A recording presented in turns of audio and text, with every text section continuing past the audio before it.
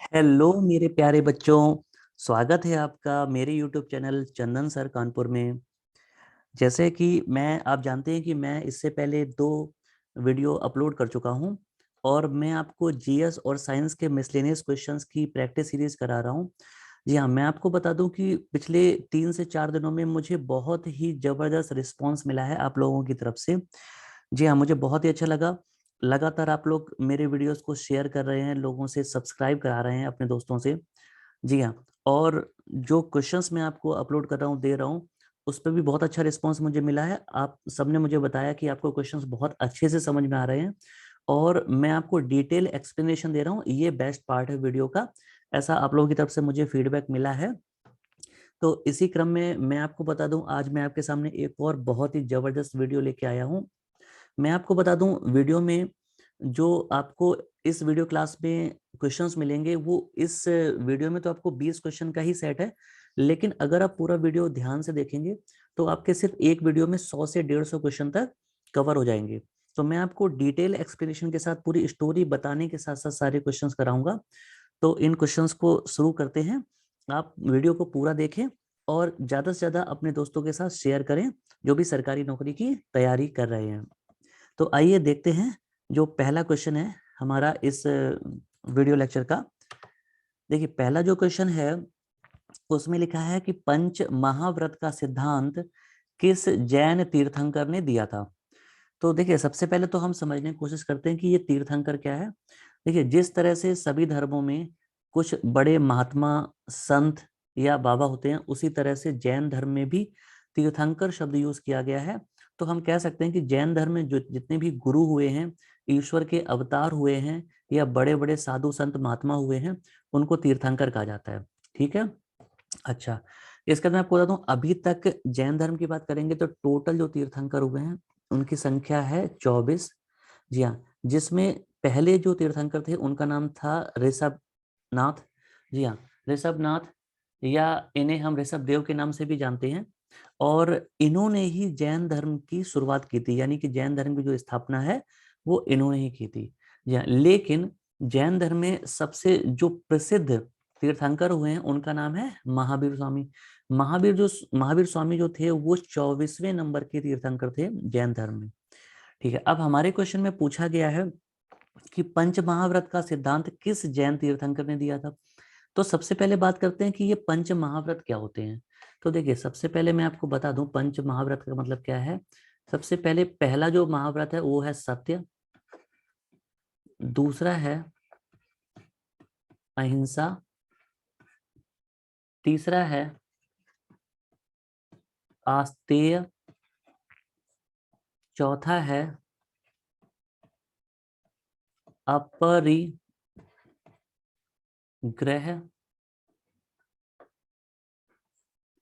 और पांचवा है ब्रह्मचर्य। तो ये 5 महाव्रत हैं जैन धर्म में। अब मैं आपको बता दूं, देखिए, महाव्रत का मतलब है कि जैन धर्म के जो सिद्धांत हैं, यानी कि अगर कोई भी व्यक्ति जैन धर्म से जुड़ा है, जैन धर्म का है या जैन धर्म को फॉलो करता है, तो जैन धर्म के अनुसार जो भी महात्मा रहे हैं, जो भी तीर्थंकर रहे हैं, उनका ये कहना है कि प्रत्येक व्यक्ति को, जो भी जैन धर्म को मानने वाला है, उनको ये 5 चीजें अपनी जीवन में अपनानी चाहिए, इनका अनुसरण करना चाहिए। ये 5 चीजें क्या है? देखिए, सत्य का मतलब आप जानते हैं कि सच बोलना। अहिंसा का मतलब क्या होता है? अहिंसा का मतलब होता है हिंसा ना करना, यानी कि कोई भी लड़ाई झगड़ा, मारपीट, किसी भी तरह की कोई हिंसा ना करना। जी हाँ, और आप जानते हैं गांधी जी भी अहिंसावादी थे, वो भी इस सिद्धांत पर चलते थे। आस्तेय का मतलब होता है चोरी ना करना। और इसके बाद है अपरिग्रह। अपरिग्रह का मतलब होता है कोई भी धन दौलत संपत्ति को इकट्ठा ना करना, क्योंकि ऐसा माना गया है कि इंसान सबसे ज्यादा जो गलतियां करता है, जो अपराध करता है, जो भी नेगेटिव चीजें जिंदगी में होती हैं, वो कहीं ना कहीं धन संपत्ति की वजह से ही होती हैं। तो जैन धर्म में क्या होता है, आपने देखा भी होगा कि जैन धर्म के भी 2 अलग अलग पार्ट हैं, संप्रदाय हैं, जिसमें से एक संप्रदाय जो है जिसको हम दिगंबर के नाम से जानते हैं, या दिगंबर और श्वेतांबर। श्वेतांबर संप्रदाय के जो लोग हैं जैन धर्म में, वो श्वेत यानी कि सफेद कपड़े पहनते हैं, और जो दिगंबर हैं वो नग्न रहते हैं, यानी कि कपड़े नहीं पहनते हैं। तो उनका जो उद्देश्य है, जो उनकी सोच है, वो यही है कि जब वो कपड़े तक नहीं इकट्ठे करते हैं, इसका मतलब धन दौलत संपत्ति कुछ भी इकट्ठी नहीं करते हैं, जिसकी वजह से वो अपने जीवन में नेगेटिव चीजों से दूर रहते हैं।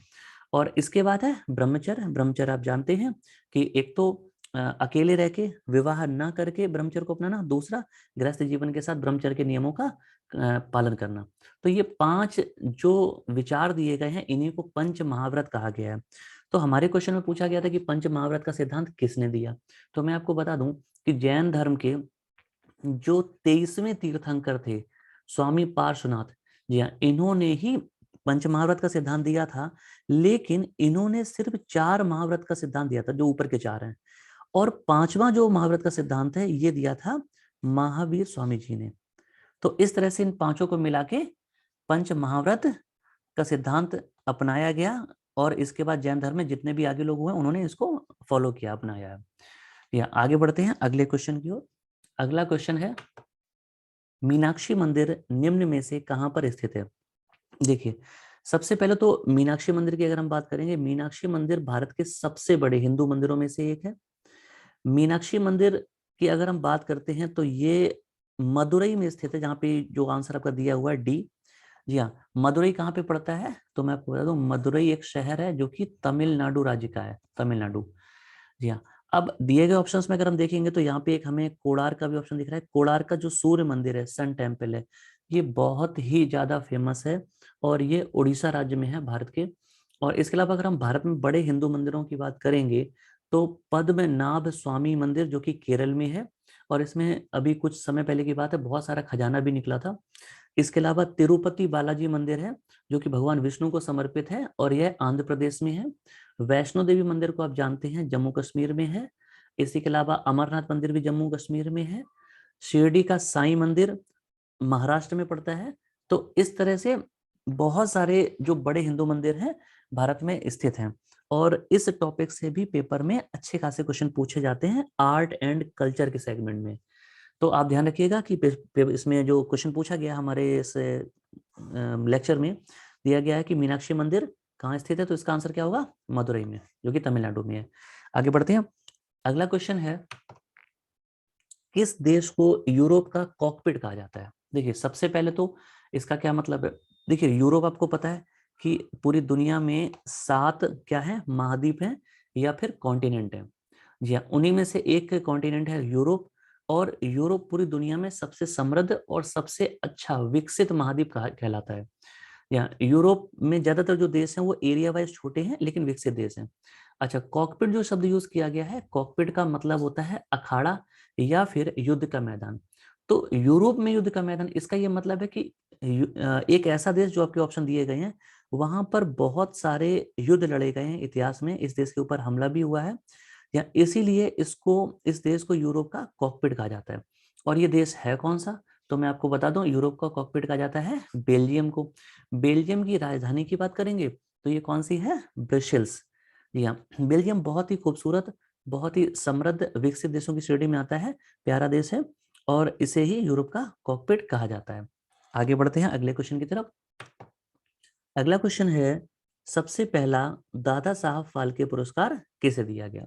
देखिए, सबसे पहले तो मैं आपको बता दूं दादा साहब फाल्के के बारे में। इनका पूरा जो नाम था वो था गोविंद गुंडी राज फाल्के। जी हाँ, और भारतीय फिल्म इंडस्ट्री के पितामह के नाम से ये जाने जाते हैं, क्योंकि ऐसा कहा जाता है कि हिंदी सिनेमा की जो शुरुआत है, जो आज हमारा बॉलीवुड है, जो कि मुंबई में स्थित है, इसकी शुरुआत ऐसा कहा जाता है कि दादा साहब ने ही की थी, जिसकी वजह से इनका बहुत ज्यादा नाम है। और इन्हीं के नाम पे दादा साहब फाल्के पुरस्कार शुरू किया गया, जो कि भारत में फिल्म के क्षेत्र में, सिनेमा के क्षेत्र में सबसे बड़ा पुरस्कार माना जाता है। दादा साहब फाल्के की जो शुरुआत है वो 1969 में हुई थी। और मैं आपको बता दूं कि दादा साहब का जो जन्मदिन मनाया जाता है वो 16 फरवरी को होता है। तो 16 फरवरी के इनके जन्मदिन वाले दिन 1969 में, 1969 में दादा साहब फाल्के पुरस्कार की शुरुआत की गई थी। और ये भारतीय फिल्म या सिनेमा क्षेत्र का, हिंदी सिनेमा क्षेत्र का सबसे बड़ा पुरस्कार माना जाता है। और पहली बार ये पुरस्कार जब दिया गया था, तो वो दिया गया था, हमारा जो ऑप्शन बी है, देविका रानी रॉय को। और मैं आपको बता दूं कि अभी तब से ये दिया जा रहा है। और अगर हम अभी हाल ही में दिए गए दादा साहब फाल्के पुरस्कार की बात करेंगे तो अभी सन 2021 में आखिरी बार ये दिया गया है, और 2021 में जिनको दिया गया है उनका नाम है अक्षय कुमार। अक्षय कुमार एक बहुत ही प्रसिद्ध अभिनेता हैं, इनके बारे में सब लोग जानते हैं। जी हाँ, अक्षय कुमार को दिया गया है। और इन्हें किस मूवी के लिए दिया गया है? तो उस मूवी का नाम था लक्ष्मी। इनकी मूवी आई थी, तो इस मूवी के लिए इनको दिया गया है 2021 में। यानी कि हम कह सकते हैं कि जो पहला दादा साहब फाल्के पुरस्कार है वो 1969 में, 1969 में देविका रानी रॉय को दिया गया था, और आखिरी बार जो अभी तक दिया गया है वो सन 2021 में इसी साल अक्षय कुमार को दिया गया है उनकी फिल्म लक्ष्मी के लिए। ठीक है जी, आगे बढ़ते हैं। अगला क्वेश्चन है क्वेश्चन नंबर 5। भारत में निर्मित पहली बोलती फिल्म कौन सी थी? तो देखिए, सबसे पहले भारत में निर्मित पहली बोलती फिल्म, बोलने की बात की गई है, यानी कि जब भारतीय फिल्मों की शुरुआत हुई थी उस समय जो फिल्में बनती थी, जो कि हमारे पास टेक्नोलॉजी नहीं थी, तो वो मूक फिल्म बनती थी, यानी कि साइलेंट मूवी। या उसमें आवाज नहीं होती थी, उसमें इशारों से जो भी उसमें कैरेक्टर होते थे, जो भी अभिनेता अभिनेत्री होते थे, वो बात करते थे।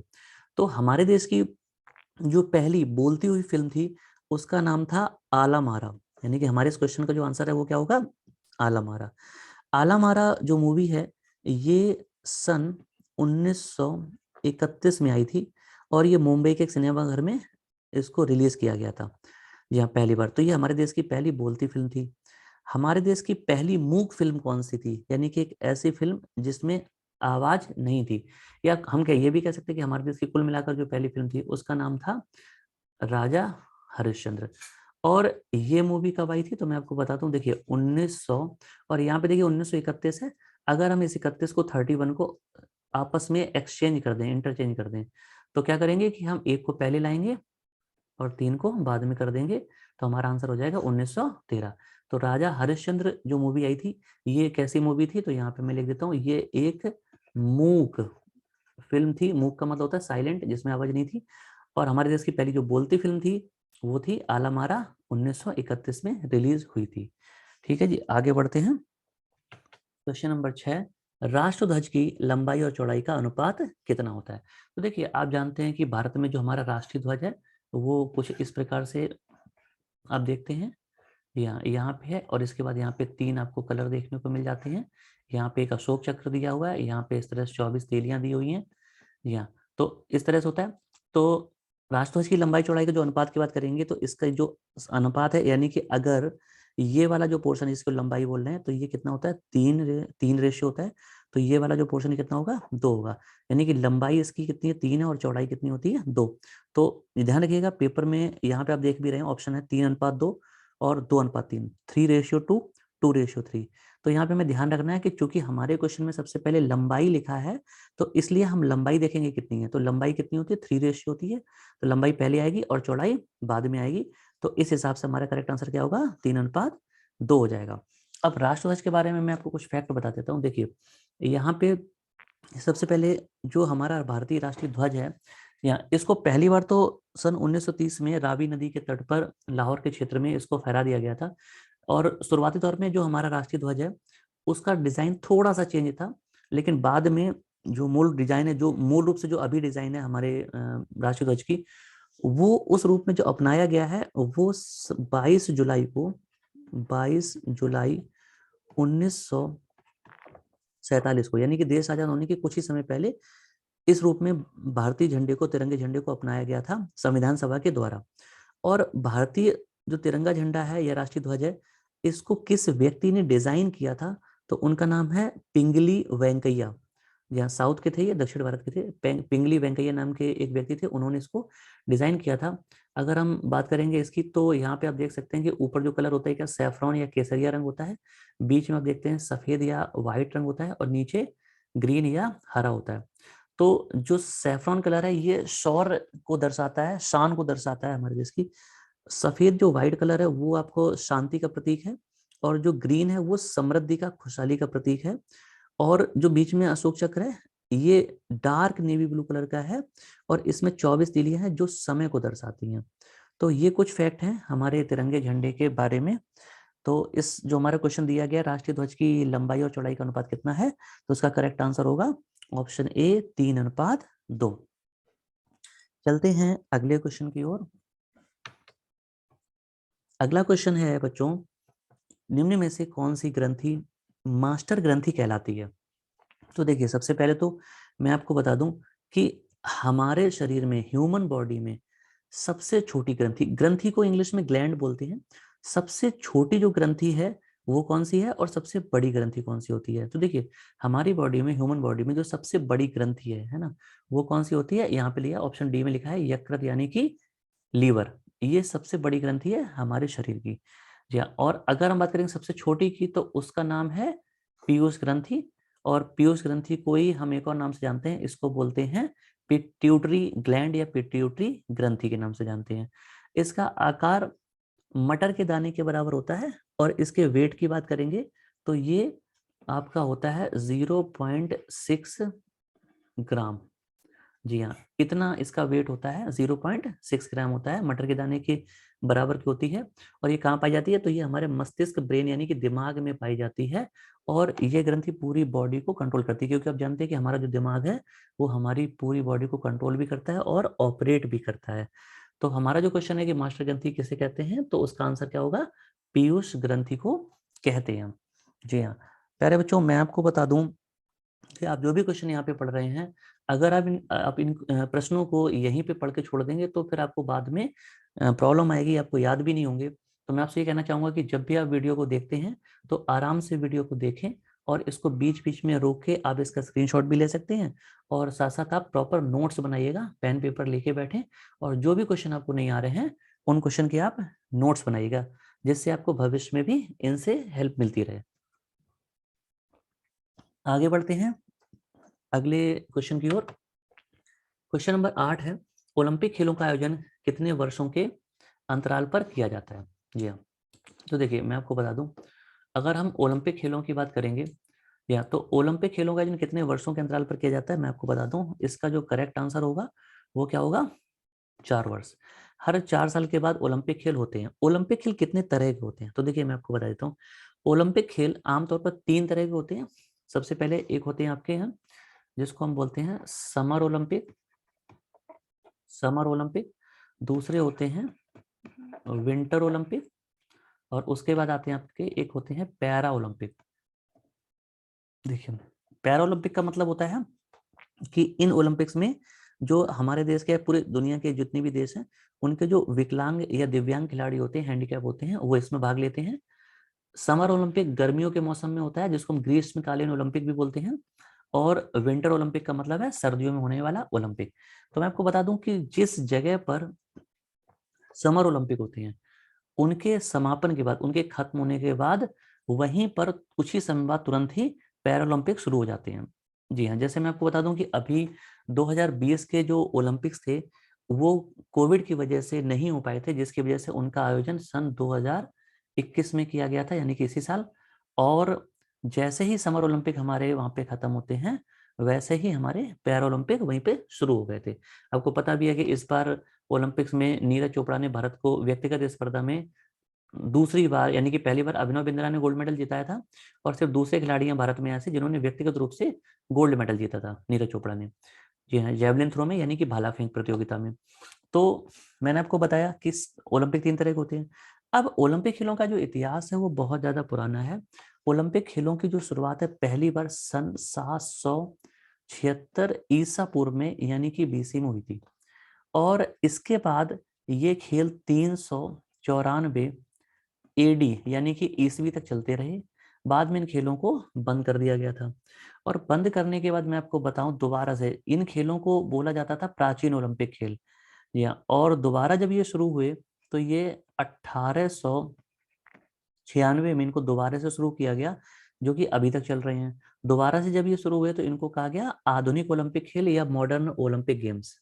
जी हाँ, मैं आपको बता दूं कि पहली बार जब ओलंपिक खेलों की शुरुआत हुई थी तो वो आपकी एथेंस हुई थी। एथेंस जो है वो ग्रीस या यूनान की राजधानी है, कैपिटल है। और इसके बाद दोबारा जब 1896 में ओलंपिक खेलों की शुरुआत की गई थी तब भी वो एथेंस से ही शुरू हुए थे।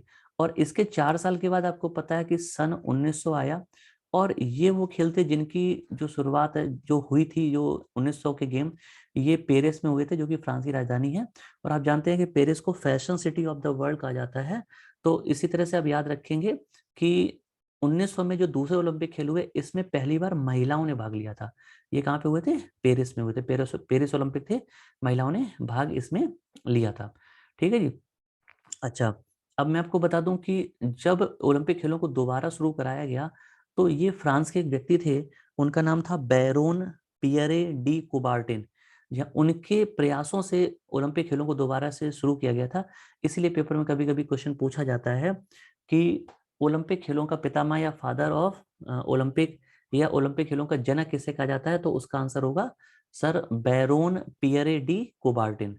तो इसको आप ध्यान रखेंगे। ओलंपिक प्रत्येक 4 वर्षों में, 4 सालों में होते हैं। आगे बढ़ते हैं अगले क्वेश्चन की ओर। अगला क्वेश्चन है हमारा, भारतीय संविधान कब लागू किया गया? तो देखिए यहाँ पर ध्यान देने वाली बात यह है कि भारतीय संविधान का मतलब क्या है? Indian constitution. और कब लागू किया गया, ये लागू जो वर्ड है इस पे आप फोकस करें। देखिए सबसे पहली बात, संविधान होता क्या है? किसी भी देश को चलाने के लिए या एक विस्तृत रूप में जो नियम कानून बनाए जाते हैं, उसी के संकलन को हम क्या कहते हैं? संविधान कहते हैं। और हम भारतीय संविधान की बात करेंगे तो भारतीय संविधान 2 साल 11 महीने 18 दिन में बन के तैयार हुआ था। कैबिनेट मिशन की सिफारिश पे हुआ था, ये मैंने आपको पिछले लेक्चर में बताया था।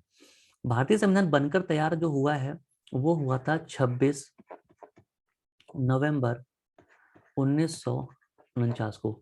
जी हाँ, 26 नवंबर 1949 को भारतीय संविधान बनकर तैयार हो गया था। और इसे भारतीय संविधान सभा के द्वारा पारित या पास भी कर दिया गया था। इसको संविधान सभा द्वारा अपना भी लिया गया था। जी हाँ, लेकिन भारतीय संविधान को 26 नवंबर 1949 को लागू नहीं किया गया। यानी कि देखिए, लागू करने का मतलब ये है कि वह दिन जिस दिन से पूरे देश में भारतीय संविधान के तहत देश को चलाया जाएगा, उसके नियम कानून को माना जाएगा। या तो ऐसा क्यों किया गया, मैं आपको बताऊं। भारत, देखिए यहाँ पे क्वेश्चन दो तरह से है, बहुत ध्यान से देखिएगा। जब भी कभी क्वेश्चन ऐसा आ जाए कि भारतीय संविधान बनकर कब तैयार हुआ, तो उसका आंसर क्या होगा? 26 नवंबर 1949। अगर क्वेश्चन आ जाता है कि भारतीय संविधान को अपनाया कब गया, भारतीय संविधान को पारित कब किया गया, भारतीय संविधान को पास कब किया गया, कोई भी ऐसा क्वेश्चन आ जाता है, तो उसका आंसर क्या होगा? 26 नवंबर 1949 होगा। जी हाँ। लेकिन यदि क्वेश्चन आ जाता है कि भारतीय संविधान को लागू कब किया गया, यानी कि इंप्लीमेंट कब किया गया, तो उसका आंसर आपका चेंज हो जाता है, वो हो जाता है 26 जनवरी 1950। हमारे इस क्वेश्चन का आंसर होगा 26 जनवरी 1950। लेकिन अब बात यह है कि जब 26 जनवरी को, 26 नवंबर को, माफ कीजिएगा, 26 नवंबर को 1949 में भारतीय संविधान बनकर तैयार हो गया, तो फिर 26 जनवरी 1950 तक वेट क्यों किया गया? 2 महीने का इंतजार क्यों किया गया? तो मैं आपको बता दूं कि 2 महीने का इंतजार इसलिए किया गया क्योंकि 26 जनवरी 1930 में भारतीयों द्वारा लाहौर के क्षेत्र में रावी नदी के तट पर पहली बार अपनी आज़ादी घोषित करते हुए तिरंगे झंडे को फहरा दिया गया था। तो इस डेट को यादगार बनाने के लिए 2 महीने का इंतजार किया गया, और उसके बाद 26 जनवरी 1950 को भारतीय संविधान लागू किया गया पूरी तरह से। और मैं आपको बता दूं कि 26 नवंबर को जब भारतीय संविधान बनकर तैयार हुआ था, तो उस समय 16 जो आर्टिकल थे वो लागू कर दिए गए थे, जो बहुत ज्यादा जरूरी थे। या अगर पेपर में क्वेश्चन आ जाता है कि भारतीय संविधान को पूरी तरह से लागू कब किया गया, तो उसका आंसर क्या होगा? 26 जनवरी 1950 होगा। लेकिन 26 नवंबर 1949 को 16 आर्टिकल लागू कर दिए गए थे। या आगे बढ़ते हैं अगले क्वेश्चन की तरफ। अगला क्वेश्चन है, जापान की मुद्रा क्या है? देखिए, मुद्रा का मतलब क्या होता है? करेंसी। तो मैं आपको बता दूं, पेपर में कैपिटल और करेंसी से काफी अच्छे क्वेश्चंस पूछे जाते हैं। तो अगर हम यहाँ पे बात करेंगे कि जापान की मुद्रा क्या है, तो देखिए, जापान की जो मुद्रा है वो आपको सबको पता होगा कि येन है। येन यहाँ पे दिख रहा है। लेकिन इसके अलावा जो 3 ऑप्शन मैं आपको बता दूं कि वॉन जो है, ये नॉर्थ और साउथ कोरिया, ठीक है, नॉर्थ और साउथ कोरिया की क्या है? करेंसी है। उत्तर और दक्षिण कोरिया की। दिनार दुनिया के 13 देशों में चलता है, जिसमें मोस्टली अरब कंट्रीज हैं। जी हाँ। और इसके अलावा रूबल की अगर बात करेंगे तो ये रशिया यानी कि रूस में चलता है। तो ये यहाँ की करेंसी है। यहाँ करेंसी के लिए आगे भी ऐसे क्वेश्चन आएंगे तो मैं आपको बताता रहूंगा, और पेपर में इस टॉपिक से क्वेश्चन पूछा जाता है। तो हमारे इस क्वेश्चन का आंसर होगा येन। अगला क्वेश्चन है, पेनिसिलिन की खोज किसने की थी? तो मैं आपको बता दूं, ये क्वेश्चन बायोलॉजी का है। पेनिसिलिन की खोज किसने की थी, वैज्ञानिक का नाम पूछा गया है। तो बहुत ही सिंपल क्वेश्चन है, बहुत ही फेमस क्वेश्चन है। पेनिसिलिन की जो खोज है वो ऑप्शन सी है हमारा, अलेक्जेंडर फ्लेमिंग के द्वारा की गई थी, इन्होंने खोज की थी पहली बार। आगे बढ़ते हैं। अगला क्वेश्चन है, भारत में कर्क रेखा कितने राज्यों से निकलती है? तो देखिए बच्चे, कर्क रेखा क्या, सबसे पहले मैं आपको बता दूं, देखिए ये हमारा पृथ्वी पृथ्वी है जो ग्लोब है, उस पर ये एक, और इसके ऊपर एक, और इसके ऊपर इसके नीचे एक, ठीक है, तीन ये रेखाएं खींची गई। इन्हें ये वास्तव में काल्पनिक रेखाएं हैं। ऐसा नहीं है कि आप अगर जाएंगे इस क्षेत्र में तो आपको देखने को मिलेंगी, ये सिर्फ काल्पनिक रेखाएं हैं, इमेजिनरी लाइंस हैं। या ये इसलिए डिसाइड की गई हैं जिससे कि हम लोकेशन का पता कर सकें। जी हाँ, कहीं भी अगर हम, चूंकि आपको पता है कि दुनिया में जो पृथ्वी पर पानी पाया जाता है, समुद्र का एरिया है वो 71% है, तो यानी कि पानी की मात्रा बहुत ज्यादा है। और दुनिया में जितना भी व्यापार होता है अंतर्राष्ट्रीय स्तर पर, वो कैसे होता है, शिप से होता है। तो इस वजह से मैं आपको बता दूं कि लोकेशन डिसाइड करने के लिए मुख्य रूप से इन लाइंस का यूज किया गया है। तो जो बीच वाली लाइन है इसको 0 डिग्री माना जाता है, और इसके बाद ऊपर आप देख रहे हैं इसको 23.5 डिग्री, 23.5 डिग्री, और नीचे भी 23.5 डिग्री माना जाता है। तो मैं आपको बता दूं कि बीच वाली जो लाइन है इसको इक्वेटर यानी कि भूमध्य रेखा या विषुवत रेखा कहा जाता है। और इसके बाद नीचे वाली जो लाइन आप देख रहे हैं इसे कहा जाता है मकर रेखा या ट्रॉपिक ऑफ कैप्रिकॉर्न। और जो ऊपर आप देख रहे हैं इस लाइन को कहते हैं कर्क रेखा यानी कि ट्रॉपिक ऑफ कैंसर। या ये 23.5 डिग्री पर है। और हमारे क्वेश्चन में पूछा गया है कि भारत में कर्क रेखा कितने राज्यों से निकलती है, तो मैं आपको बता दूं कि हमारा जो देश है ना, वो सिर्फ इसी रेखा पर, यानी कि हमारे देश से सिर्फ यही वाली जो रेखा है वो निकलती है। तो कर्क रेखा भारत से बात करेंगे तो 8 राज्यों से निकलती है, ऑप्शन बी हमारा करेक्ट हो जाएगा। लेकिन वो 8 राज्य कौन से हैं, तो मैं आपको बता देता हूँ। देखिए सबसे पहले तो गुजरात, उसके बाद राजस्थान, ठीक है। अच्छा, इसके बाद आपका जाता है एमपी यानी कि मध्य प्रदेश, उसके बाद सीजी यानी कि छत्तीसगढ़, फिर आपका आ जाता है झारखंड, झारखंड, तो कितने हो गए, 5। इसके बाद आ जाता है पश्चिम बंगाल यानी कि वेस्ट बंगाल, उसके बाद आपका आ जाता है त्रिपुरा, और उसके बाद आ जाता है मिजोरम।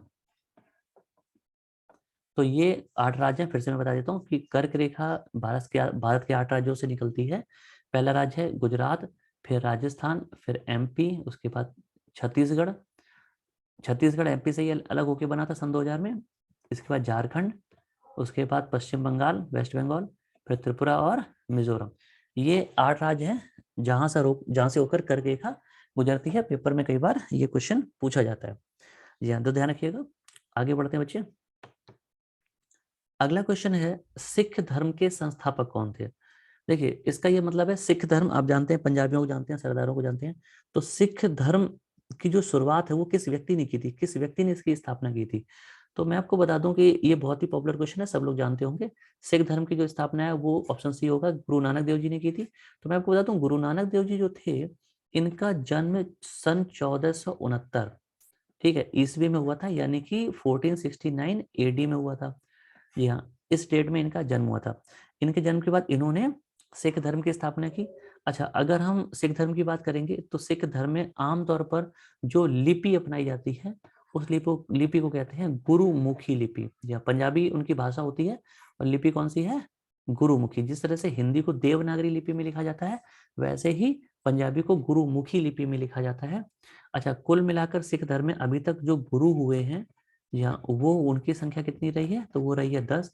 अच्छा, गुरु क्या, मैं आपको बता दूं, प्रत्येक धर्म में मैंने आपको बताया कि बहुत सारे संत महात्मा होते हैं।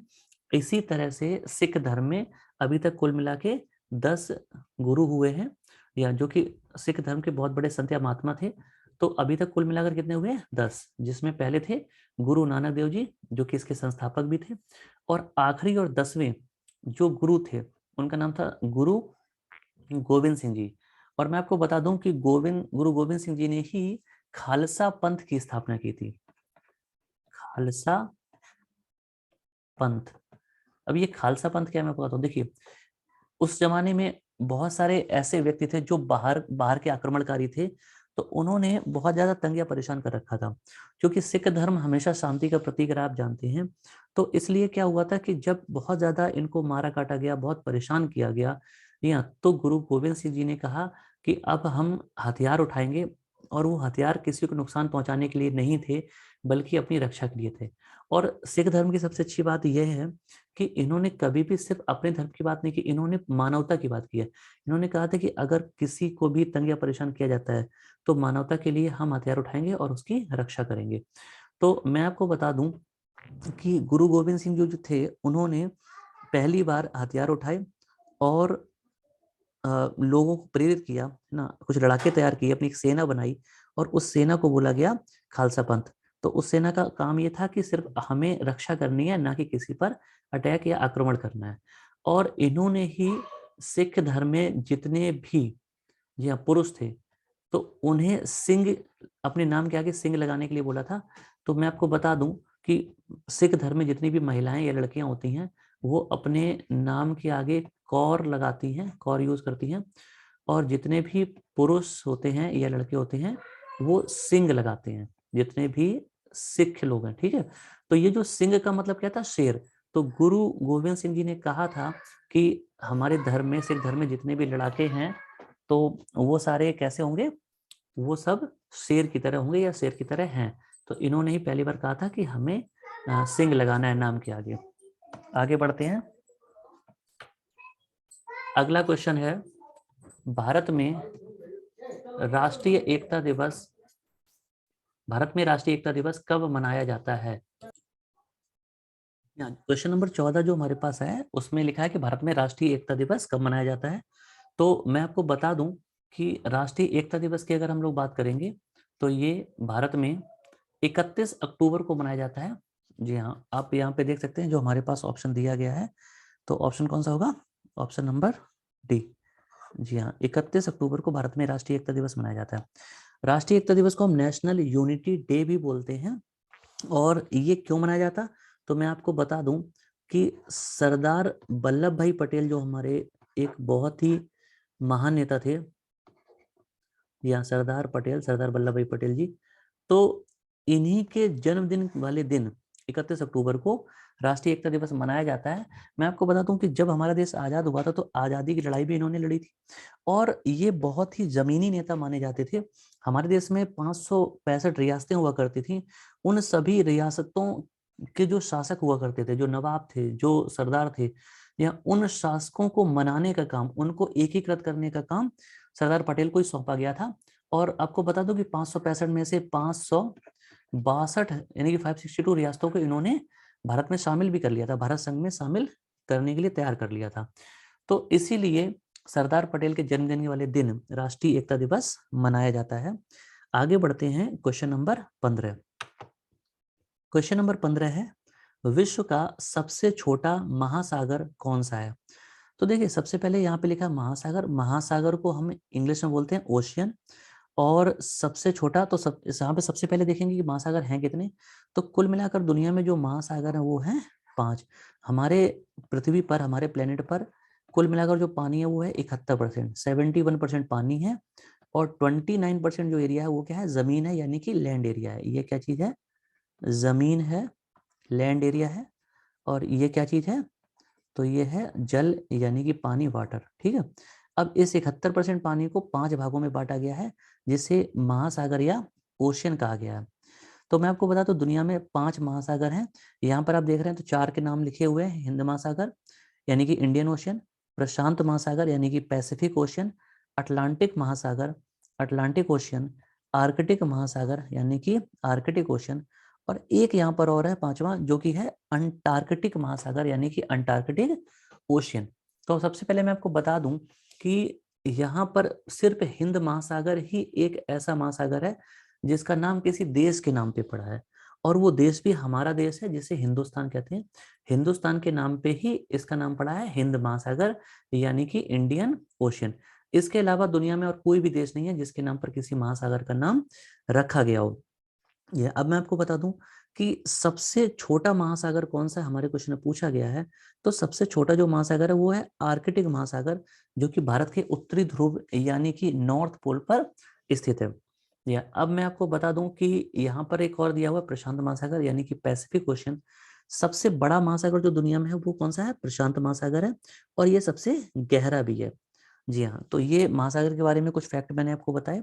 आगे बढ़ते हैं। बच्चों, आगे बढ़ने से पहले मैं आपको बता दूं कि अगर आपको ये वीडियो पसंद आ रहा है तो आप इसको दिल से शेयर करिएगा। या जितने ज़्यादा लोग हमारे साथ जुड़ेंगे उतना ही मुझे मोटिवेशन मिलेगा, अच्छा लगेगा, और आगे मैं इससे भी अच्छी वीडियो आपके लिए लेकर आऊँगा। और जल्दी ही मैं कुछ और भी नई क्लासेस शुरू करने वाला हूँ इस प्रैक्टिस सीरीज के अलावा भी। यहाँ तो मैं आप लोगों से भरपूर समर्थन चाहता हूँ, और इसके लिए किसी भी बच्चे से मैं कोई भी फीस नहीं ले रहा हूँ। 1 रुपए भी किसी बच्चे को फीस देने की जरूरत नहीं पड़ेगी। सारी क्लासेस जितनी भी मेरी होंगी मेरे चैनल पे, वो आपको फ्री ऑफ कॉस्ट मिलेंगी। बस आपको सिर्फ एक क्लिक करके चैनल को सब्सक्राइब करना है और वीडियोस को देखना है घर बैठे फ्री। आप मेरे वीडियोस को रिकॉर्ड कर सकते हैं, यानी कि डाउनलोड भी कर सकते हैं, या आप ऑनलाइन देख भी सकते हैं। और रिकॉर्डेड वीडियो है, आप कभी भी इनको 24 घंटे में देख सकते हैं। तो अब आपको जब भी टाइम मिलता है, सुबह दोपहर शाम, आप आराम से देखिएगा। वीडियो आपके चैनल पे हमेशा आपको देखने को मिलेंगे। ये वीडियोस को मैं हटाऊंगा नहीं, ये मेरा आपसे प्रॉमिस है।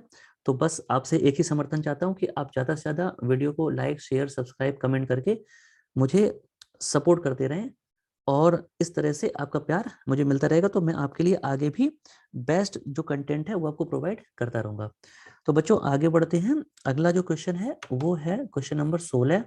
भारत का सबसे पुराना राष्ट्रीय उद्यान कौन सा है? देखिए, राष्ट्रीय उद्यान का मतलब होता है नेशनल पार्क। या और नेशनल पार्क के कुछ और भी नाम हैं, जैसे मैं आपको बता दूं।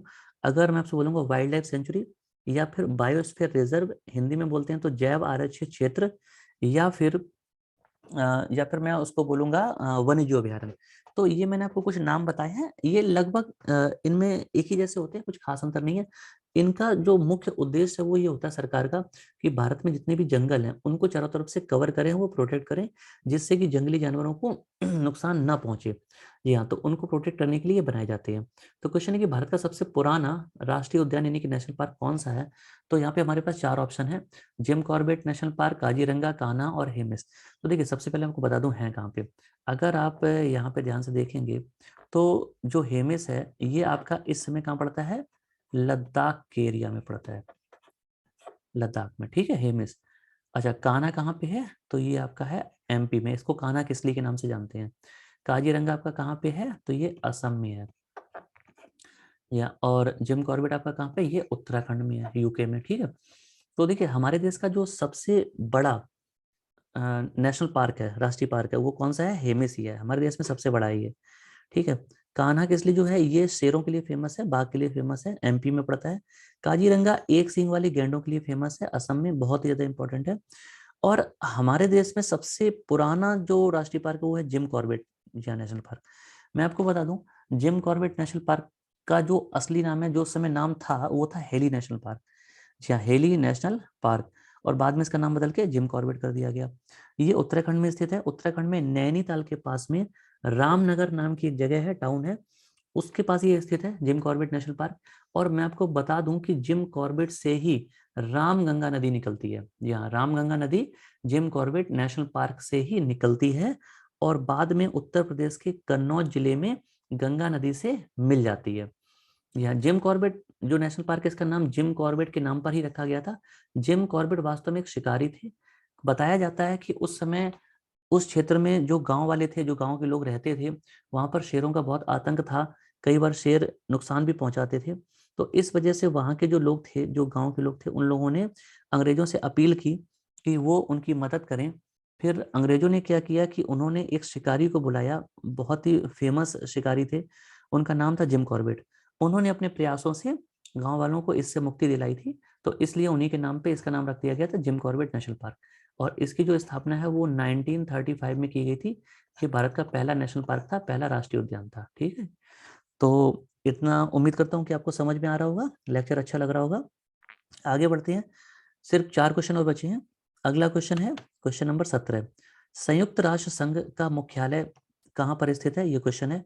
संयुक्त राष्ट्र संघ को हम बोलते हैं यूएनओ, यानी कि यूनाइटेड नेशंस ऑर्गेनाइजेशन। या तो मैं आपको बता दूं, देखिए, जब दूसरा विश्व युद्ध हुआ, आपको पता है कि पहला जो विश्व युद्ध है 1914 से लेकर और 1918 तक चला, यह पहला वर्ल्ड वॉर। दूसरा जो वर्ल्ड वॉर था, विश्व युद्ध था, वो 1939 में शुरू हुआ, और 1945 तक चला। अब मैं आपको देखिए, विश्व युद्ध है क्या, वर्ल्ड वॉर क्या होता है, इसमें किसी भी मुद्दे पर दुनिया के जितने भी देश हैं वो दो भागों में बढ़ जाते हैं। जी हाँ, और वो आपस में लड़ते हैं। तो ऐसी स्थिति में आप समझ सकते हैं कि कितना ज्यादा जन धन की हानि होती होगी।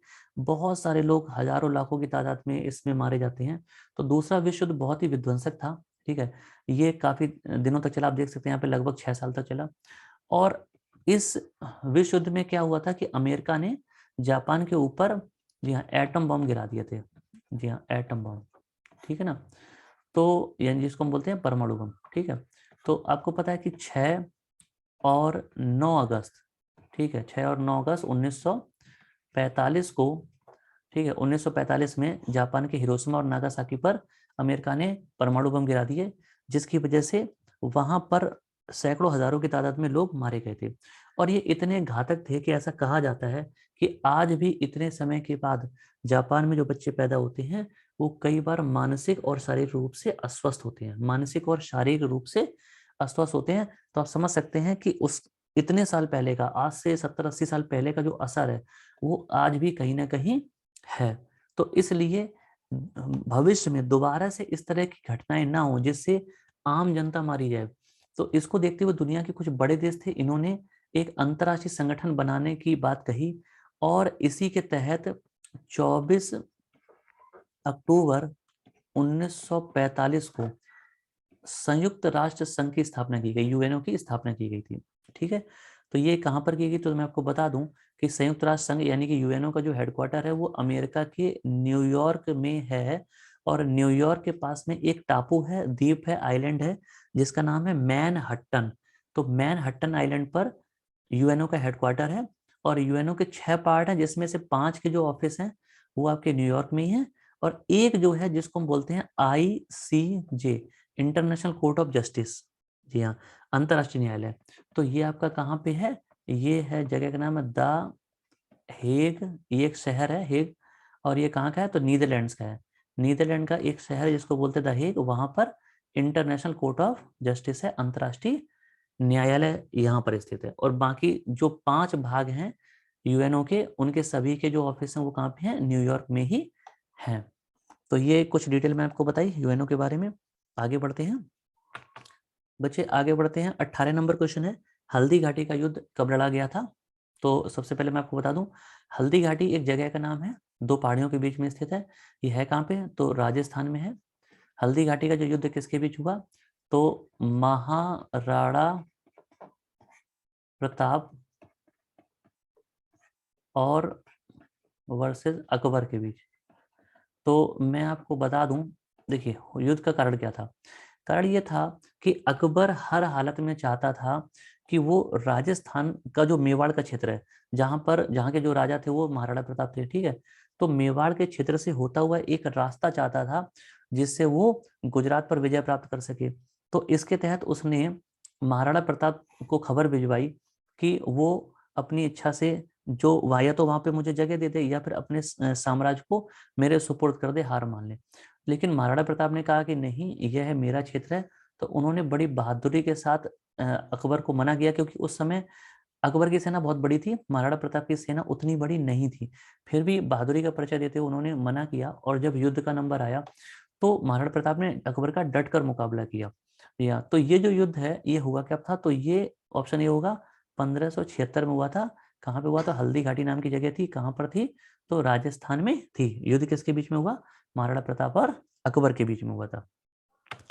आगे बढ़ते हैं, अगला क्वेश्चन है क्वेश्चन नंबर 19, भारतीय राष्ट्रीय कांग्रेस की स्थापना किसके द्वारा की गई थी। देखिए मैंने आपको पिछले लेक्चर में भी बताया था, भारतीय राष्ट्रीय कांग्रेस को हम बोलते हैं INC, इंडियन नेशनल कांग्रेस। जिस समय कांग्रेस पार्टी बनी थी उस समय इसका नाम था INU, इंडियन नेशनल यूनियन। या यूनियन से चेंज करके कांग्रेस कर दिया गया था। और ये किसने किया था, दादा भाई नौरोजी, दादा भाई नौरोजी ने कांग्रेस शब्द दिया था। कहाँ से लिया था, तो अमेरिका से लिया था, ठीक है। अच्छा, भारतीय राष्ट्रीय कांग्रेस की स्थापना किसने की थी, तो मैं आपको बता दूं, भारतीय राष्ट्रीय कांग्रेस की जो स्थापना है वो A.O. ह्यूम ने की थी। और A.O. ह्यूम एक सेवानिवृत्त अधिकारी थे, यानी कि रिटायर्ड ऑफिसर थे। और इन्होंने इसकी स्थापना 1885 में की थी।